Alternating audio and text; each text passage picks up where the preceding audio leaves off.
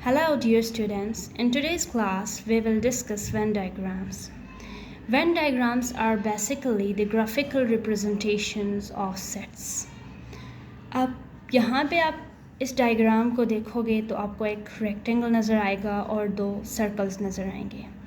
अब बेसिकली ये जो रेक्टेंगल है this shows the universal set, जो कि सबसे बड़ा सेट होता है जिसके अंदर और सेट्स इंक्लूड हो जाते हैं या उसके सबसेट्स बन जाते हैं. अब ये यहाँ पे आप देख लोगे तो मैंने ये जो दो सर्कल्स है एक दूसरे से सेपरेट बना दिया. एक को मैंने ए का नाम दिया, एक को मैंने बी का नाम दिया. अब ए बेसिकली एक सेट को शो कर रहा है और एंड बी सेकंड सेट को शो कर रहा है और यू यूनिवर्सल सेट को शो कर रहा है. अब मैंने अलग अलग इनको शो किया है तो दैट मीन्स कि इनके बीच में कोई लिंक नहीं है.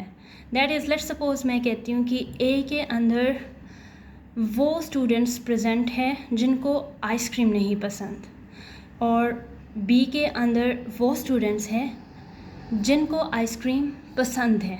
ठीक है, अब इन दोनों का कोई लिंक नहीं बन रहा. कंबाइनली ये किसी एक चीज़ को लाइक नहीं करे. एक आइसक्रीम को लाइक करता है, दूसरे आइसक्रीम को लाइक नहीं करते. तो हमने डिफरेंट सेक्शंस में इसको डिवाइड कर लिया. अब यहाँ पे एक और सिचुएशन आप देखोगे तो मैंने इसको कनेक्ट किया है.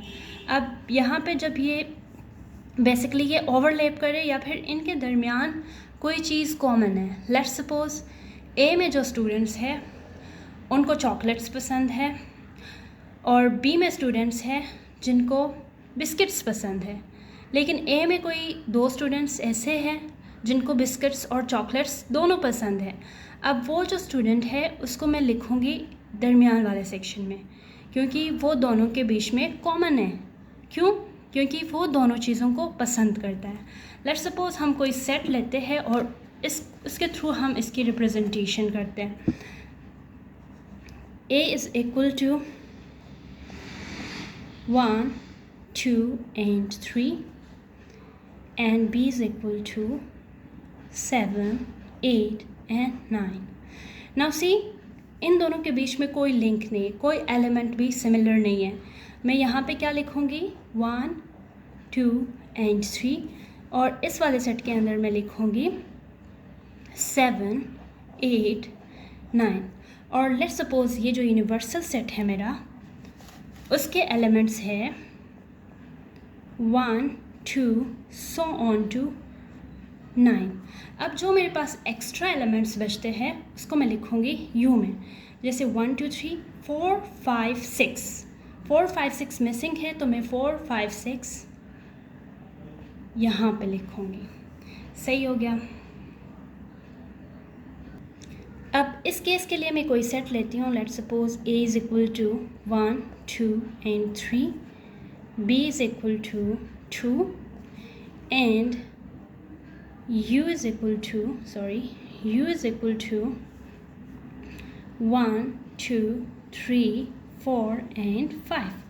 अब A के एलिमेंट्स मैं यहाँ पे लिखूँगी. पहले मैं देखूँगी दोनों के बीच में क्या कॉमन है 2 and 2. दैट मीन्स मैंने 2 को यहाँ पे लिखना है. A के अंदर एलिमेंट्स कौन कौन से हैं 1 and 3 और B के अंदर मेरे पास एलिमेंट है 2, वो मैंने यहाँ पे लिख दिया. और U के अंदर जो एलिमेंट्स बचते हैं 4 and 5, सॉरी ये कॉमन नहीं आएगा, 4 and 5 ये यहाँ पे आएंगे. अब स्टूडेंट्स यहाँ पे मैंने एक सिनारियो लिया है जिसमें मैंने डिफरेंट ऑपरेशंस लिए हैं. अब इसके अंदर मैं देखूँगी कि मैंने कौन से एरियाज़ को शेड कर लेना है. अब ये जो पहला है लेट्स सपोज ये केस है मेरे पास A यूनियन B का. अब यहाँ पे देखो तो ये बिल्कुल मैंने डिस्जॉइंट लिख दिया है. दैट मीन्स इनके आपस में कोई लिंक नहीं है, दोनों के डिफरेंट एलिमेंट्स हैं.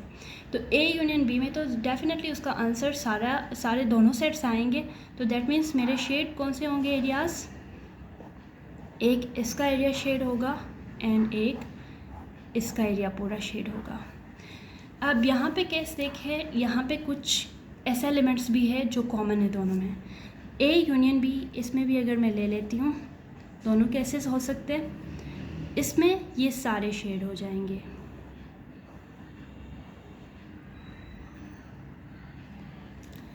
अब ये वाला केस देखें, इस पे मैं ए इंटरसेक्शन बी ले लेती हूँ। अब ए इंटरसेक्शन बी मीन्स वो एलिमेंट्स जो दोनों के बीच में कॉमन हो। दैट मीन्स ये वाला एरिया मेरे पास आएगा, क्योंकि ये रीजन कॉमन एरियाज़ को शो कर लेता है। अब इस पे मैं ले रही हूँ ए कॉम्प्लीमेंट, और ए कॉम्प्लीमेंट का फॉर्मूला क्या होता है, यू माइनस ए, यानी यूनिवर्सल सेट से हम ए को माइनस कर रहे हैं। अब लेट्स सपोज यूनिवर्सल सेट से मैं ए निकालूंगी तो मेरा आंसर क्या आएगा, यू आएगा ना। दैट मीन्स मेरा इस केस में क्या शेड होगा, यू का एरिया शेड होगा।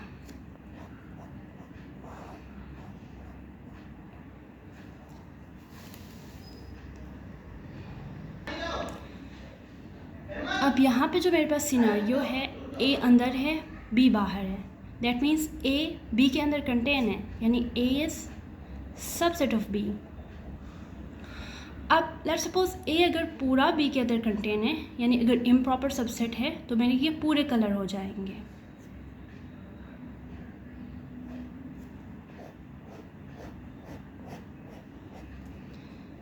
अब इस कंडीशन में देखिए बी अंदर है ए बाहर है, that means B subset of A. अब अगर पूरा बी ए के अंदर कंटेन है तो ये दोनों कलर हो जाएंगे, B is subset of A. अब ये वाला कंडीशन देख ले, ये दो मैंने सेपरेटली शो किया, दैट मीन्स ये डिस्जॉइंट है। अब इस पे अगर मैं ए माइनस बी कर लेती हूँ, अब बी को मैं टोटली उसमें से माइनस कर रही हूँ, तो दैट मीन्स मेरा आंसर कौन सा आएगा, ए आएगा। अब इसमें मैं अगर अपोजिट लेती हूँ बी माइनस ए, अब बी में से मैं ए को माइनस कर रही हूँ, दैट मीन्स मेरा आंसर कौन सा आएगा, बी आएगा। और ये जो लास्ट सिनेरियो है ये ए सिमेट्रिक डिफरेंस विद बी का है। अब इसका फॉर्मूला हमें पता होना चाहिए पहले कि A union B minus A intersection B. अब ये केस देखें, इसमें कुछ कॉमन भी है, ठीक है। That means A intersection B मुझे पता है कि जो रीजन कॉमन है वो आएगा उसमें, यानी ये वाला रीजन आएगा दरमियान का। ए यूनियन बी, ए और बी के सारे एलिमेंट्स आएंगे। अब ए और बी में से मैं ए और बी की यूनियन में से मैं ए इंटरसेक्शन बी को माइनस करूं तो ये एरिया यानी ये जो इतना एरिया है ये उसमें से माइनस होगा, और ये बाकी मैं शेड कर लूँगी।